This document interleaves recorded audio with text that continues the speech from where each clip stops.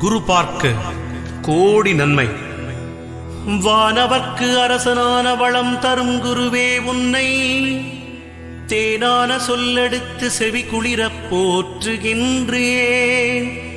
காணாத இன்பம் யாவும் காண நீ வழிவகுப்பாய். மீனமும் தனுசு முந்தன் மேலான வீடதாகும்.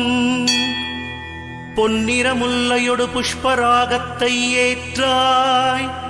வண்ணத்தில் மஞ்சள் கொண்டாய். மரத்தினில் அரசை ஏற்றாய். எண்ணத்தில் நிற்கும் தேவா எளிதினில் வெற்றிதாராய்.